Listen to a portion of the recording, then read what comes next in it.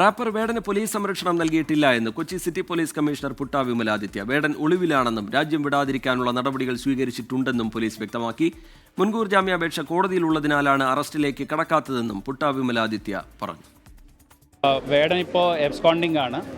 അപ്പോൾ അവർ anticipatory bail move ചെയ്തിട്ടുണ്ട് കുറേ ദിവസം മുമ്പ്.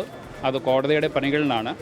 അപ്പോൾ കോടതിയുടെ നിർദ്ദേശങ്ങൾ മറ്റ് അതിൻ്റെ അനുസരിച്ചായിരിക്കും നമ്മൾ അടുത്ത് ചെയ്യാൻ പോകുന്ന പരിപാടികൾ. പോലീസ് അവരുടെ ലൊക്കേഷൻ നോക്കാൻ വേണ്ടിയുള്ള ശ്രമം നടത്തുന്നുണ്ട്. മറ്റു ആവശ്യമുള്ള കാര്യങ്ങളെല്ലാം നമ്മൾ എടുക്കുന്നുണ്ട്. അപ്പോൾ ഇത് ബാക്കി കേസിലുള്ള അന്വേഷണം പ്രോപ്പറായ രീതിയിൽ തന്നെ മുമ്പോട്ട് പോകുന്നുണ്ട്. അപ്പോൾ അതിനകത്ത് ആവശ്യമുള്ള എവിഡൻസ് ശേഖരിക്കുക, സാക്ഷികളെ കണ്ടു ചോദിക്കുക എന്ന കാര്യങ്ങളെല്ലാം സജീവമായിട്ട് തന്നെ നടക്കുന്നുണ്ട്.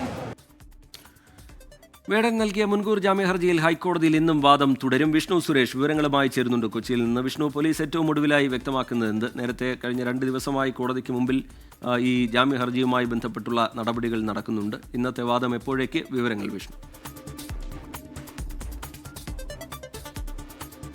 ജൂലൈ 31-നാണ് വേടനെതിരെ ബലാത്സംഗ കേസ് ചുമത്തി തൃക്കാക്കര പോലീസ് കേസെടുത്തത്. 31-ന് ഈ കേസെടുത്തതിന് പിന്നാലെ വേടൻ ഹൈക്കോടതിയിൽ മുൻകൂർ ജാമ്യാപേക്ഷയും ഫയൽ ചെയ്തിരുന്നു. പക്ഷേ അത് 18-ാം തീയതി, ഈ കഴിഞ്ഞ 18-ാം തീയതി മാത്രമാണ് ആ മുൻകൂർ ജാമ്യാപേക്ഷ ഹൈക്കോടതി പരിഗണിച്ചത്. പക്ഷേ അതിനിടയിൽ എന്തുകൊണ്ട് വേടനെ പോലീസ് അറസ്റ്റ് ചെയ്തില്ല എന്നൊരു ചോദ്യം പൊതുസമൂഹത്തിന്റെ ഭാഗത്തുനിന്നും പരാതിക്കാരുടെ ഭാഗത്തുനിന്നുമൊക്കെ ഉണ്ടായിരുന്നു. അത് പോലീസ് സംരക്ഷണം ഒരുക്കുകയാണ് വേടന എന്ന തരത്തിലുള്ള ആക്ഷേപവുമായി മാറിയിരുന്നു. അതിനാണിപ്പോൾ പുട്ട വിമലാദിത്യ തന്നെ മറുപടി നൽകിയിരിക്കുന്നത്. വേടനെ സംരക്ഷിക്കേണ്ട ഒരു ആവശ്യവും പോലീസിന്.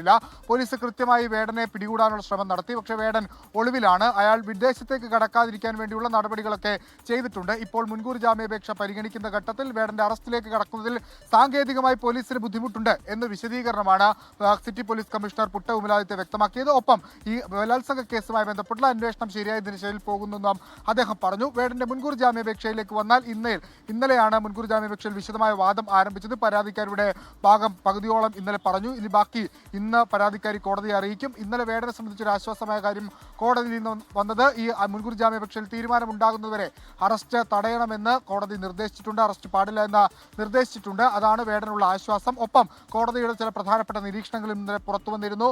ഉഭയകക്ഷി സമ്മതപ്രകാരമുള്ള ശാരീരിക ബന്ധം അത് ബലാത്സംഗമായി കണക്കാക്കാനാകില്ല എന്ന് കോടതി പറഞ്ഞിട്ടുണ്ട്. അതാണ് വേടന ഈ കേസിൽ ജാമ്യം നൽകാനുള്ള ഏതെങ്കിലും ഒരു തരത്തിലുള്ള എഡ്ജ് ഉണ്ടെങ്കിൽ നിലവിൽ അതായിരിക്കും എഡ്ജായി കണക്കാക്കപ്പെടുക. എന്തായാലും അല്പസമയത്തിനകം തന്നെ കേസ് പരിഗണിക്കും. 236 നമ്പർ ഐറ്റമായി ജസ്റ്റിസ് ബെച്ചു കുര്യൻ തോമസിന്റെ ബെഞ്ചാണ് ജാമ്യ ഹർജിയിൽ വാദം കേൾക്കുന്നത്. ശരി, വേടന്റെ ജാമ്യ ഹർജി അല്പസമയത്തിനകം കോടതിക്ക് മുമ്പിലേക്ക് വരും. വിഷ്ണു സുരേഷ് അതിന്റെ വിവരങ്ങൾ പങ്കുവയ്ക്കുകയായിരുന്നു.